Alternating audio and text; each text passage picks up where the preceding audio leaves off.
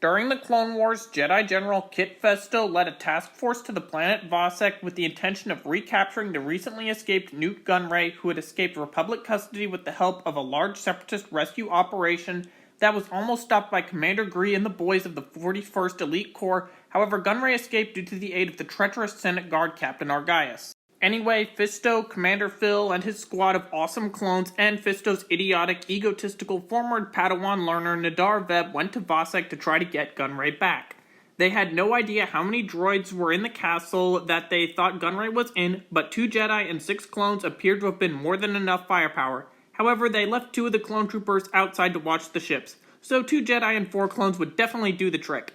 But after the clones kicked the living crap out of the Separatists in the fortress that Gunray was supposedly hiding in, it was revealed to actually be the lair of General Grievous. And Fisto, as well as Phil and the boys, decided that the best thing they could do right now is capture Grievous in an ambush when the general comes back to his lair, which was apparently soon. So when Grievous came back to Vassek, the Republic task force ambushed him and the clones dealt a ton of damage to Grievous. Even this one instance where a clearly alpha male clone one-shotted Grievous's eye. Seriously, promote this guy to Supreme Commander of the Grand Army of the Republic, as he did more for the war effort than any non-main character Jedi could even dream of.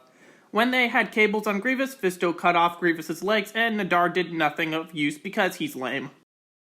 When Grievous then broke free, Nadar then sensed that the clones were better than him and ordered 2 of them to cut off Grievous. However, both of Phil's troopers tragically died in one of the most unnecessary losses of life, and Nadar then claimed that the clones got in his way of taking on Grievous. Like, shut up you little Jedi wuss, don't blame the superior clone troopers for your lack of fighting capabilities.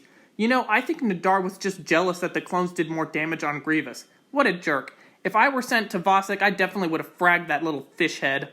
Anyway, Grievous escaped to go to his doctor to get repaired, where the doctor droid mistakenly believed that the Jedi were the ones who beat up Grievous. Although Fisto was the one who chopped off Grievous's legs, it was only because the clones kept him in place with cables. Someone needs to set this doctor straight, that the clones were the real heroes of the day. And Grievous is too ashamed to admit what really happened, that he just grunts like a little wuss. So knowing that the clones were the real threat, Grievous had his Magna Guard blast Niner and Bell in the Republic attack shuttle, as those 2 bros could easily take on any of the Separatists in the fortress. R.I.P. Niner and Bell, most underrated clone duo. You know, the droids were just lucky that the Republic attack shuttle wasn't operable at the time, because as the LEGO commercial says, no matter the enemy, no matter the firepower, you control the action. Back in Grievous's lair, Grievous opened the floor beneath the Republic group and incinerated a clone trooper. However, Commander Phil was so built different that while falling, he attached a cable to his pistol and fired up to save himself with no help whatsoever from the Jedi. My man deserves his own TV show for sure. He's the real hero of this episode, along with that trooper who one-shotted Grievous in the eye to give him a black eye and then get a face transplant. Forget all these social media influencers. Everyone should strive to be like Commander Phil and his squad. They got way more knowledge and awesomeness in a 20-minute episode of the Clone Wars than any influencer gets in their whole lives. And keep in mind, it's 20 minutes with screen time divided between these 6 pro-gamer clones and 2 Jedi. Once again, knowing that Phil is obviously the real threat to his life, Grievous unleashed his big ugly pet to attack Kit Fisto, Commander Phil, and Nadar, who was somehow still alive, by doing nothing but whine and moan as the clones literally carried him throughout the entire battle. So the monster attacks Phil on Grievous's orders and breaks my guy's back, but after the Jedi finally get off their butts and kill the monster, they just leave Phil there because Nadar dumps his body on the monster. You see, the guy only had his back broken. He could still be alive and was knocked out because he had been doing all of the work for 2 Jedi against a big giant monster. But no, the Jedi were just so embarrassed that Phil was clutching up so much that they left him behind there, so he couldn't tell the truth about the fact that his squad did so much damage to Grievous while the droid general was cutting through Jedi like they were Amazon boxes. But Phil was knocked out and couldn't tell them that, and he ain't no snitch. But without Phil there to save the day, Nadar, the wimp, gets killed by Grievous. When Grievous and Fisto duel, things appear pretty equal, so maybe Phil and the gang sacrifice will work out. But then Grievous whips out his Magna Guards, who rocketed Niner and Bell, and Fisto knows that he's gonna lose at this point. Grievous then offers to mercifully kill Fisto, but Fisto ain't no wimp here either, and escapes, so he's so chill looking and is pretty epic, so we forgive him for not being able to defeat Grievous, as he isn't Commander Phil, who would have easily taken on Grievous even with a broken back had Nadar not left him there.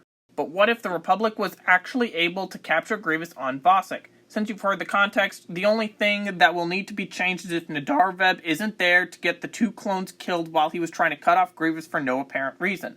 So with that, Fisto now has 2 more clones with him to fight against the giant monster, and to be realistic, let's just say that one of them is killed. With that, Grievous and some Magna Guards will be facing Kit Fisto, who is a solid Jedi, Commander Phil, the absolute legend, and a single clone trooper who is along for the ride.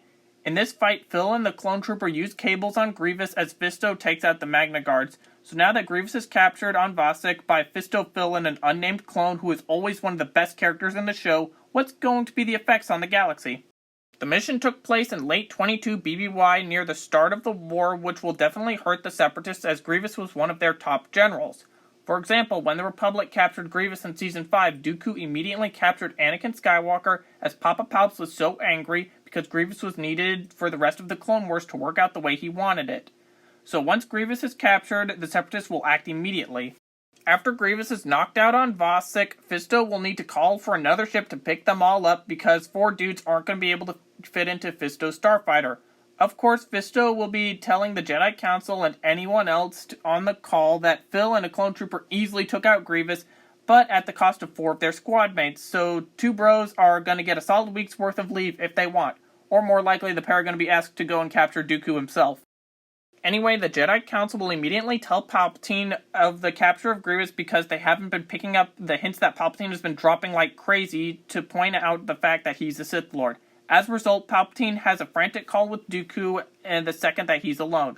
Honestly, I feel like Palpatine would be freaking out so much that this happened that he'd be switching between Chancellor and Sith Lord as often as he did in the LEGO Yoda Chronicles show. Once the Republic sends a Venator, or 7, to Vassek, depending on if they had learned their lesson from Gunray's escape, then Fisto, Phil, Clone Trooper, and a pretty drugged-up Grievous are brought up by means of an LAAT gunship. Man, those gunships are so cool. But after getting aboard the Venator, a Separatist fleet arrives in full force to attempt another rescue operation. Like with Gunray, the Separatists will be attempting to board the Venator, which has Grievous, as Palpatine will definitely tell them that. At the same time, as a contingency, Dooku has the Separatists attempt to capture a high-value target during a battle in the Clone Wars. And at the same time as the mission to Vassek, a concurrent battle was the Battle of Ryloth, where Obi-Wan and Anakin initiated the liberation of the planet by 21 BBY. Mace Windu was also leading operations with Skywalker, so it's possible that Dooku might send reinforcements to Ryloth with the goal of capturing Obi-Wan Kenobi. The boarding battle on the cruiser which Grievous is being held would likely see an even larger droid landing party against what I would hope would be a properly defended area. Regardless, if Dooku is on Ryloth, then I'd give the boarding battle a Republic victory and Grievous arrives on Coruscant for a trial. Palpatine then would probably do everything he possibly could to orchestrate a breakout for Grievous, which would have massive consequences. For example, if the Separatists launch an attack on Coruscant to rescue Grievous, then the Republic will be going into full paranoid mode, and regardless of whether or not Grievous ends up being rescued by the Separatists, the Senate will vote for mass militarization to go even further harder against the Separatists a lot earlier in the war. Assuming that Dooku is able to capture Kenobi on Ryloth, then that campaign will be put on a big hold by the Republic because, well, Kenobi has been taken during a very crucial part of the campaign. So with that, the Separatists would offer a Kenobi for Grievous trade. Again, there's a lot of indeterminate factors such as does Grievous escape and is Kenobi going to be captured. If everything works out for the Separatists, then Grievous escapes and they have Kenobi captured, which Palpatine might use to do a little trolling to turn Anakin further to the dark side before creating a situation where Anakin goes sort of rogue to successfully rescue Obi-Wan against the Jedi Council's wishes. If everything works out in favor for the Republic, then Obi-Wan evades capture, Grievous remains imprisoned, and Palpatine is angry as Grievous will be under the heaviest guard possible. Without Grievous, the Separatists will be dealt a massive blow as their forces will be significantly depleted for no gain except for more Republic justification for the war. But which ending is more likely is up to you. What do you think would have happened if Grievous was captured by Kit Fisto and Commander Phil on Vassek? Write in the comments, and thank you for watching.